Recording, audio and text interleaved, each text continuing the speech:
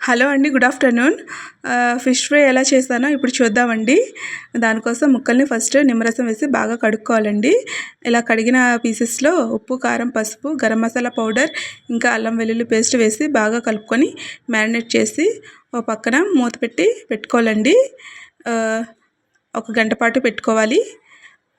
తర్వాత కళాయిలో ఆయిల్ పోసి బాగా వేడయ్యాక ఫిష్ ముక్కల్ని ఒకదాని తర్వాత ఒకటి వేసుకోవాలండి.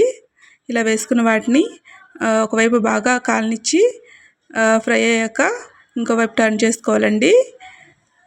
ఇలా ఒకదాని తర్వాత ఒకటి టర్న్ చేసుకొని అన్నీ ఈవెన్గా ఫ్రై చేసుకోవాలండి. మంచి కలర్ వచ్చే వరకు ఫ్రై చేసుకోవాలండి. నెక్స్ట్ వేరే ప్లేట్లో తీసుకొని పెట్టుకోవాలండి. తర్వాత ఫ్రై చేసిన కరివేపాకు ఇంకా కొత్తిమీరతో గార్నిష్ చేసుకోవాలండి. ఫైనల్గా నిమ్మరసం వేసి సర్వ్ చేసుకుంటే సరిపోతుందండి. ఎంతో టేస్టీగా ఉండే ఫిష్ ఫ్రై రెడీ అండి. టేస్ట్ చేసి చూస్తానండి, చాలా బాగా వచ్చింది. మీరు కూడా ఒకసారి ట్రై చేయండి. Like and subscribe.